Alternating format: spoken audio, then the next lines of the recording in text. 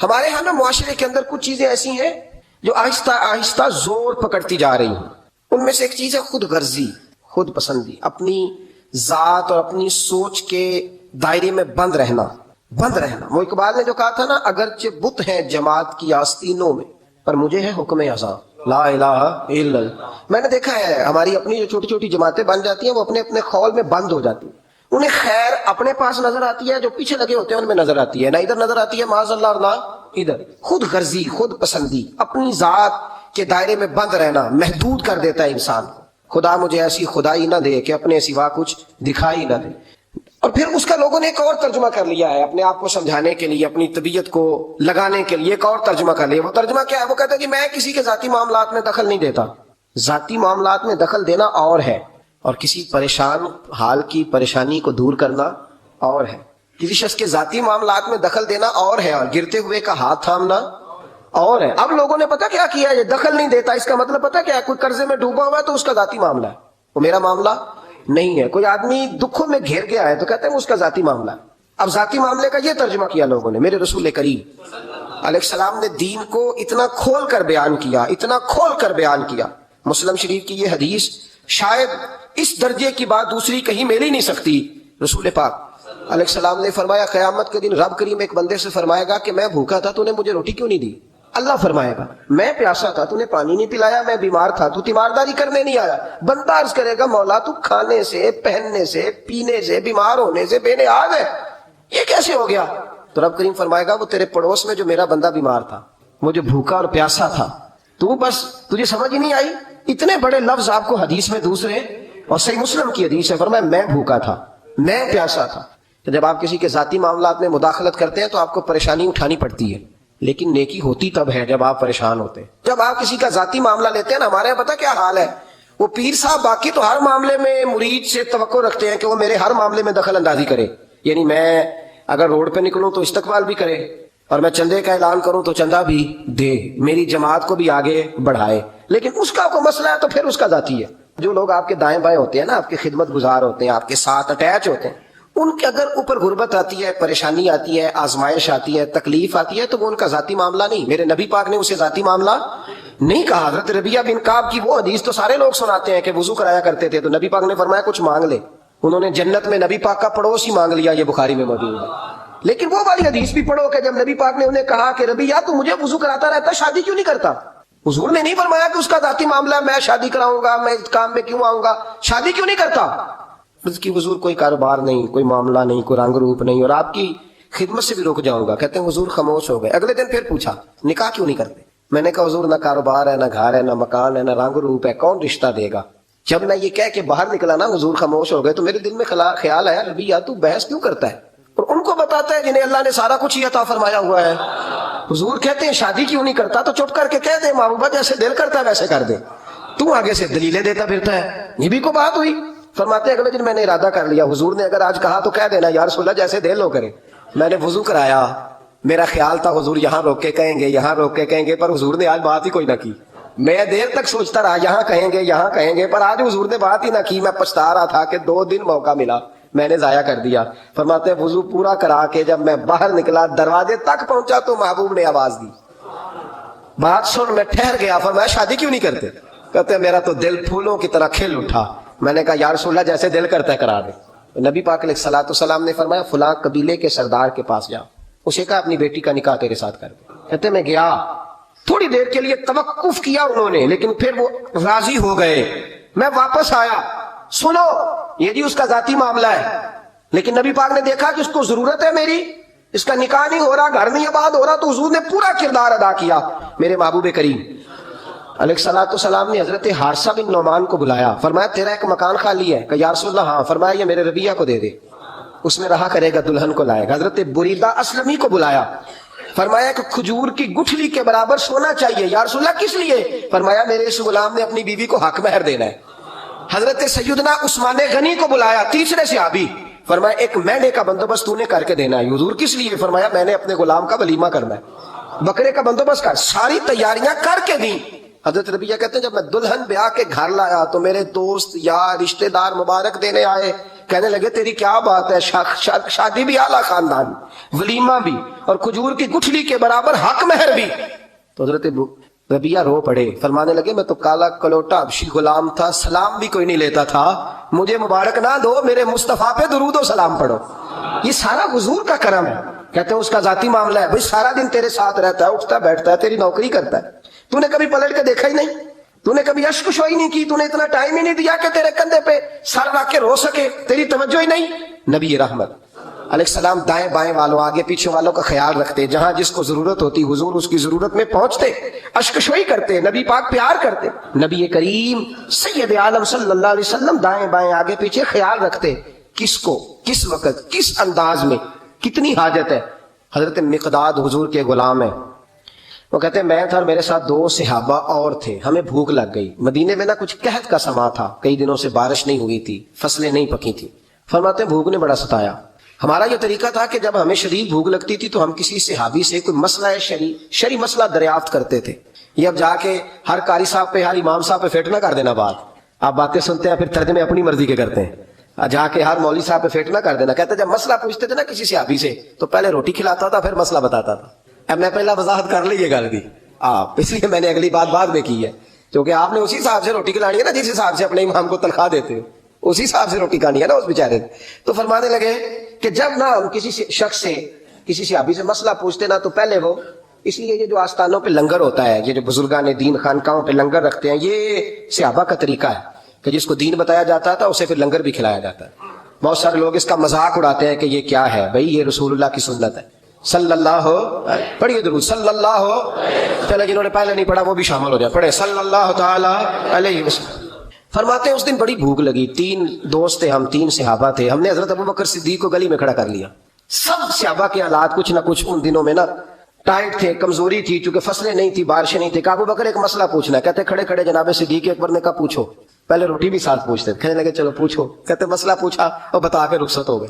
پھر ہم نے حضرت عمر سے پوچھا، انہوں نے بھی سوال کا جواب دیا پر کھانا نہ پوچھا۔ پھر 2-3 اور لوگوں کو ہم نے ٹٹولا، لیکن اس دن سب نے مسئلہ ہی بتایا، روٹی نہیں پوچھی۔ حضرت مقداد کہتے ہیں ہم نے پروگرام بنایا حضرت عبد الرحمن ابن عوف سے مسئلہ پوچھنے کا، تو میرے ساتھ والے دونوں کہنے لگے بس کر، بڑے آزما لیے، اب چل سیدھا دروازہ رسول پہ چلے۔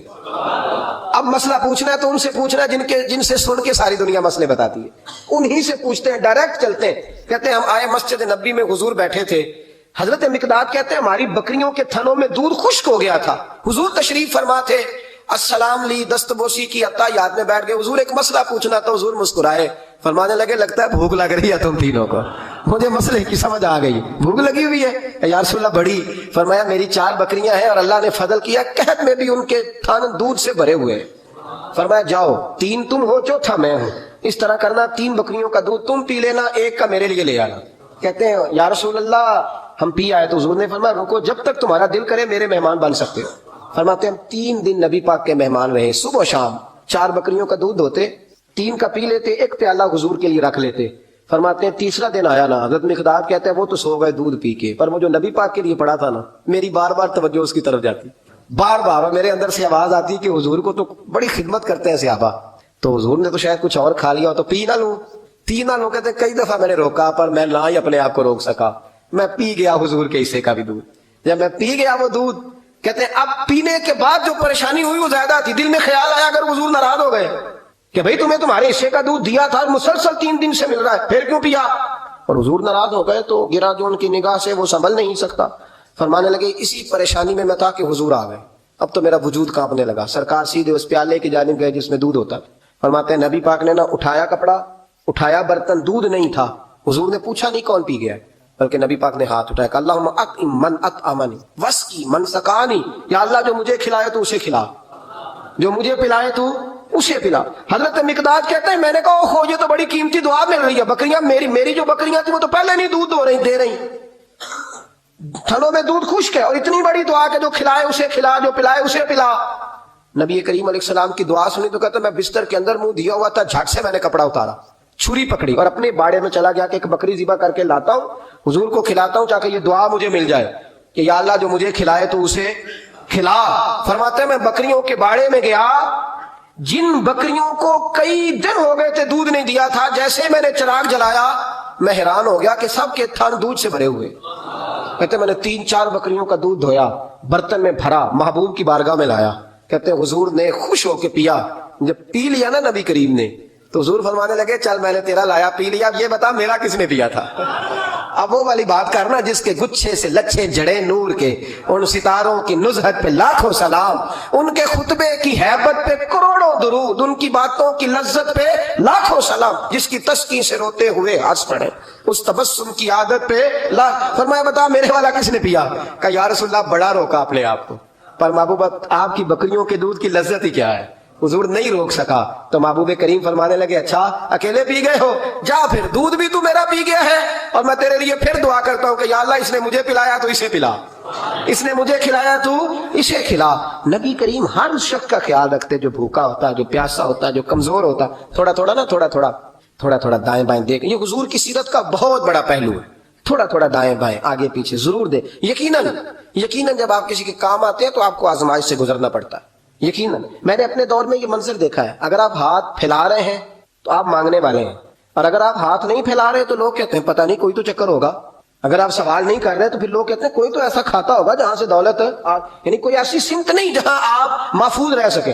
آپ کو دونوں جانب سے لوگ گھیریں گے، دونوں جانب سے۔ جب آپ کسی کے کام آئیں گے، جب آپ کسی تک پہنچیں گے، جب آپ کسی کو، اور میں نے یہ بھی دیکھا ہے، میں ساری حفظ ماتقدم کے طور پہ آپ کو سمجھا رہا ہوں، آپ نے کسی شخص کی مدد کر دی نا، آپ نے مدد کی تو وہ بھی کئی دفعہ بدگمان ہوتا ہے کہ اس کے پاس بڑا کچھ تھا تبھی تو مدد کی نا اس نے، حالانکہ آپ نے ان باتوں پہ غور نہیں کرنا، یہ ساری چیزیں آئیں گی، کیونکہ اگر کسی شخص کی بری عادت کی وجہ سے آپ اپنی اچھی چھوڑ دیں گے تو پھر آپ کا نقصان ہوگا، اس کا نقصان۔ نبی پاک کے اخلاق یہی ہیں کہ سامنے والا جو مرضی کرے، ہم نے وہ کرنا جس کا درس ہمارے نبی نے ہمیں دیا ہے، ہم نے وہ کام کرنا جس کا پیغام ہمارے رسول نے ہمیں دیا، اس لیے بڑی خیر کریں، دائیں بائیں آگے۔ کچھ لوگ بہن بھائیوں سے اچھا سلوک کرتے ہیں، جواب میں اچھا سلوک نہیں ملتا، مجھے پتہ ہے نہیں ملتا، تو آپ یہ بتائیں کہ ان کے ساتھ اچھا سلوک اللہ کو راضی کرنے کے لیے کیا تھا یا جواب لینے کے لیے کیا تھا؟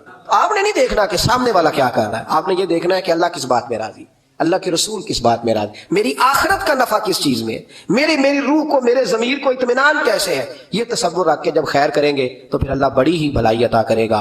حضرت ابو ہریرہ فرماتے ہیں پتہ نہیں مجھے کیا ہو جاتا ہے، حسن اور حسین کا نام میری زبان پہ آتا ہے تو آنکھوں میں آنسو خود بخود آ جاتا ہے۔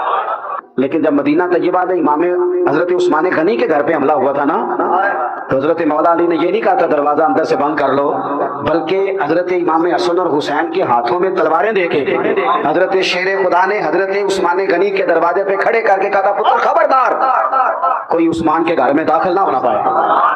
زندگی کے اندر جس طرح انسان کو کھانے کی، پینے کی، سونے کی بڑی سخت ضرورت ہوتی ہے، اس کے وجود کا تقاضا ہوتا ہے، اگر اسے مسلسل 24 گھنٹے کھانے کو نہ دیا جائے، پینے کو نہ دیا جائے اور سونے نہ دیا جائے تو انسان کا اپنی ٹانگوں پہ کھڑا رہنا مشکل ہو جاتا ہے۔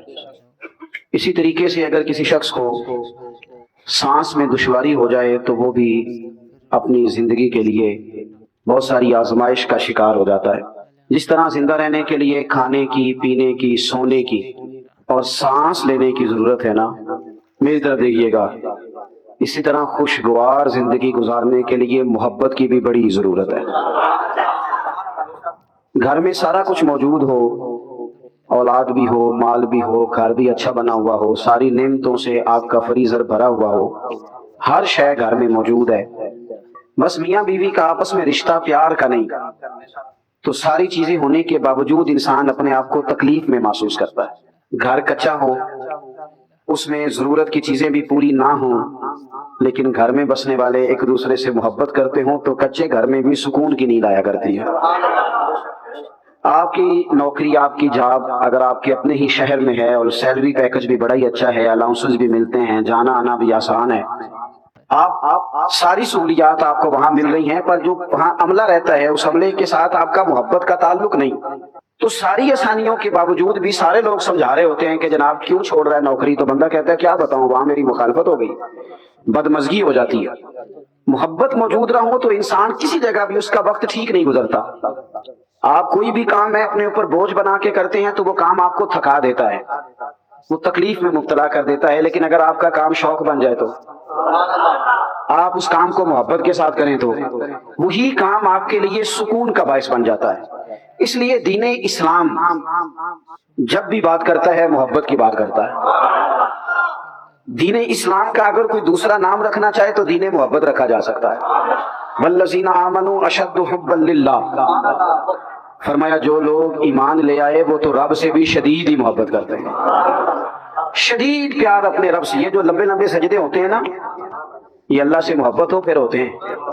یہ جو ساری رات بزرگ کھڑے رہتے تھے عبادتوں میں، یہ تب ہوتا تھا جب ان کا رب سے پیار ہو جاتا تھا، ورنہ تو لوگوں کے لیے فجر میں اٹھنا بڑا مشکل کام ہے، نماز کے لیے جانا بڑا مشکل کام ہے۔ بڑا بڑا سمجھنے والے، بڑے بڑے عقل مند، دانشور، بڑی بڑی زبردست باتیں کرنے والے، نماز کا ٹائم آتا ہے تو چھپتے پھرتے ہیں، جگہ ڈھونڈتے پھرتے ہیں۔ کیوں؟ اس لیے کہ وہ کیفیات محبت نہیں رکھتے جو رب کے بندے کو سجدے میں نصیب ہوتی ہے۔